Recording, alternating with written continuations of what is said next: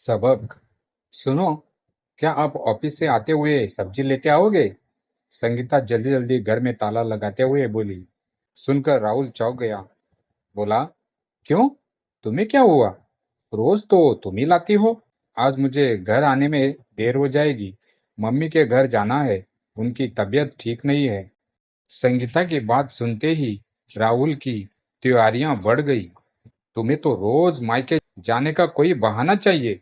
कभी मम्मी की तबीयत ठीक नहीं है, तो कभी पापा का मूड खराब है। राहुल झुंझलाते हुए बोला। राहुल की बात सुनकर संगीता रोआसी हो गई। माँ बाप की एकलौती संतान संगीता ने विवाह से पहले ही राहुल से कह दिया था कि उसे अपने माँ बाप का ख्याल रखना है। तब तो राहुल ने उसकी इस सोच को सराहा था, लेकिन अब जब भी वह मायके जाने का नाम लेती है, राहुल ऐसे ही रिएक्ट करता है। वैसे तो वह चुपचाप राहुल की बात सुन लेती है, लेकिन आज उसकी बात संगीता के मन में चुभ गई। अंततः वह भी तल्ख लहजे में बोली, ठीक है, अब मैं वापस घर नहीं आऊंगी, वही रह लूंगी। राहुल ने संगीता की बात को हल्के में लिया और उसे बस स्टॉप पर छोड़कर ऑफिस चला गया। संगीता का मूड पूरी तरह खराब हो गया था। बस जब उसके सामने रुकी तो वह अनमनी सी उसमें चढ़ गई। ऑफिस में जल्दी जल्दी पेंडिंग काम निपटाकर लंच में घर के लिए निकल गई, लेकिन घर जाने के बजाय अपनी सहेली रितु के पास चली गई।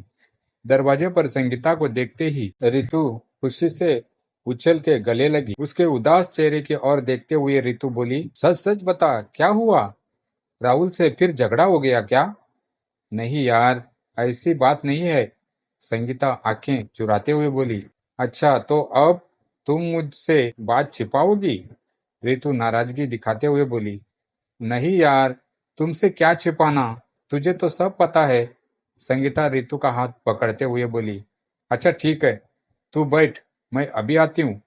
कहकर रितु किचन में चली गई। थोड़ी देर बाद चाय नाश्ता लेकर बाहर आई।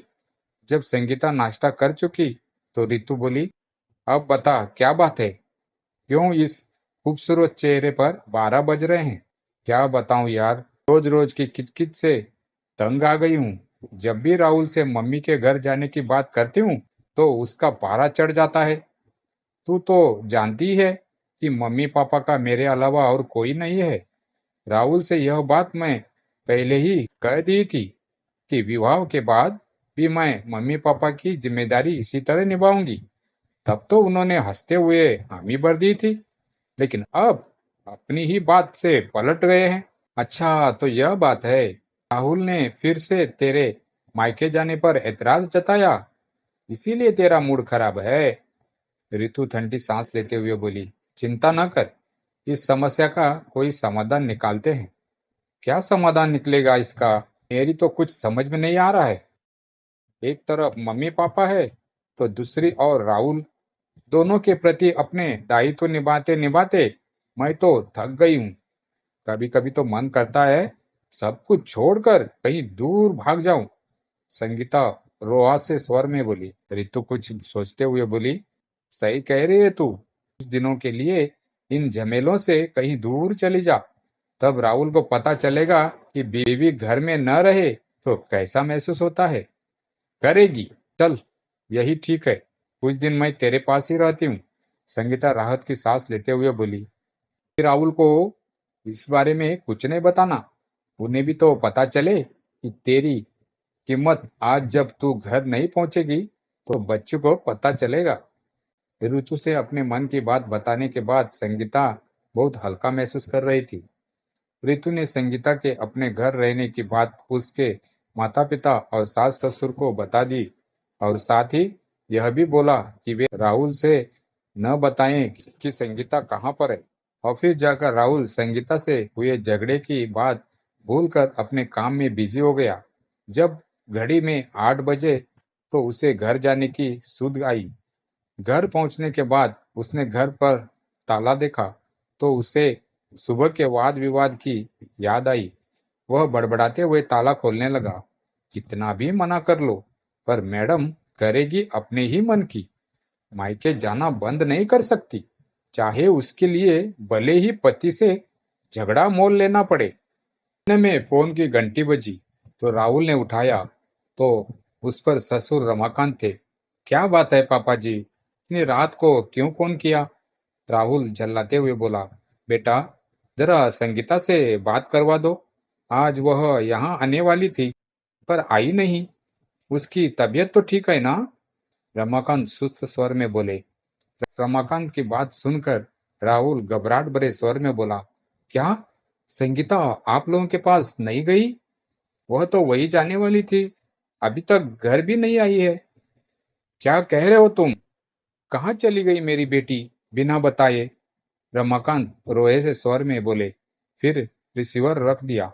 अब तो राहुल की हालत खराब हो गई।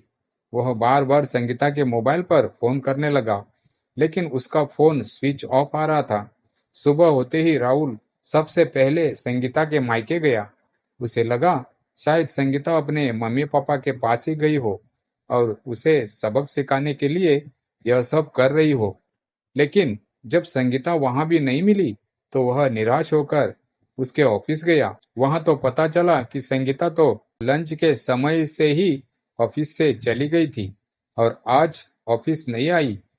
हताश सा राहुल घर चला गया। पूरा दिन वह संगीता की अच्छाइयों को याद करके सुबकता रहा और यह सोचकर कहीं नहीं गया कि शायद संगीता वापस घर आ जाए। लेकिन सुबह से रात हो गई, संगीता नहीं आई। संगीता और रितु दोनों रात भर गप्पे मारती रही, देर रात सोई। सुबह कॉल बेल की आवाज से संगीता की नींद टूटी तो उसने देखा कि रितु गहरी नींद सो रही है। संगीता का मन उसे जगाने को नहीं हुआ। वह यह सोचकर दरवाजा खोलने चली गई कि दूध वाला आया होगा। संगीता ने दरवाजा खोला तो देखा कि दरवाजे पर चार अजनबी खड़े हैं। उन्हें देखकर वह घबरा गई और जल्दी से दरवाजा बंद करने लगी। लेकिन इससे पहले ही उन चारों में से दो ने संगीता को दबोचकर गाड़ी में डाल दिया। जब संगीता की आंख खुली तो उसने खुद को एक कच्चे घर में पाया। वह घबराहट सी इधर उधर देखने लगी, लेकिन कुछ समझ नहीं आया। संगीता घबराहट के मारे रोने लगी। उसकी समझ में नहीं आ रहा था कि क्या करें, किससे बात करें। फिर चुपचाप किसी के आने की राह देखने लगी।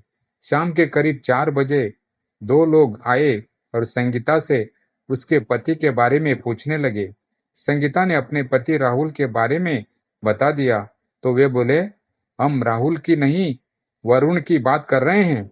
वरुण तो मेरी सहेली रितु का पति है। संगीता ने अचकचाते हुए पूछा, क्या किया है उसने और आप लोग मुझे क्यों पकड़ कर लाए हैं? संगीता की बात सुनकर दोनों अजनबी अचकचा गए। उन्होंने संगीता को डांटते हुए कहा, ज्यादा स्मार्ट बनने की कोशिश न करो। तुम्हारे पति ने हमारे मालिक से कर्जा लिया है और अब उसे चुकाने से कतरा रहा है। जब तक हमारा पैसा नहीं मिलेगा हम तुम्हें नहीं छोड़ेंगे। पैसा नहीं मिला तो हम तुम्हें बेच देंगे। अजनबियों की बात सुनकर संगीता के हाथ पांव फूल गए। वह सोचने लगी कि अजीब मुसीबत में फंस गई है, कैसे छुटकारा मिलेगा। काश राहुल को फोन कर पाती। दोनों अजनबी संगीता को धमका कर चले गए। जब अगले दिन भी संगीता अपने घर नहीं पहुंची, राहुल बुरी तरह टूट गया। उसकी समझ में नहीं आ रहा था कि क्या करे। संगीता को गए 2 दिन हो गए थे, लेकिन उसकी कोई खबर नहीं थी। कहीं वह किसी हादसे का शिकार तो नहीं हो गई। यह सोच सोचकर वह रोने लगा। अगले दिन डोरबेल की आवाज से उसकी नींद टूटी। वह खुशी खुशी यह सोचकर दरवाजा खोलने गया कि शायद संगीता हो दरवाजे पर, लेकिन सामने उसके माता पिता खड़े थे। उन्हें देखते ही राहुल के सब्र का बांध टूट गया और वह अपने पिता के गले लगकर बच्चों की तरह रोने लगा।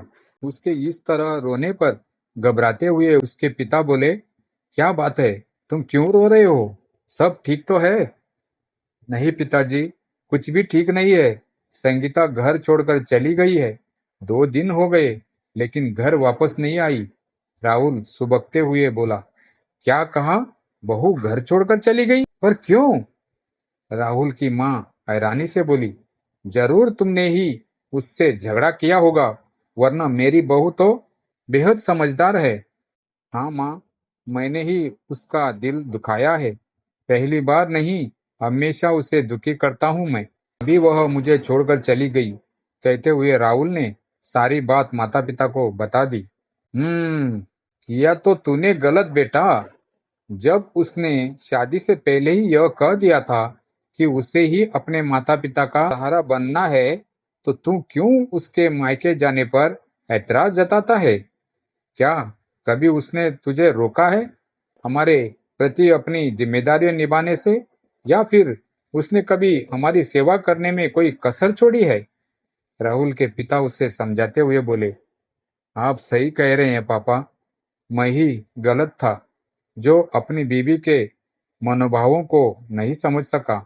एक बार वह वापस आ जाए तो मैं उससे सारी बातों को मानूंगा और उसके माता पिता को भी अपना ही तरह समझूंगा। राहुल के मम्मी पापा को उसके घर आए 2 दिन हो गए, लेकिन संगीता का कोई फोन नहीं आया। तो उन्हें ही घबराहट होने लगी।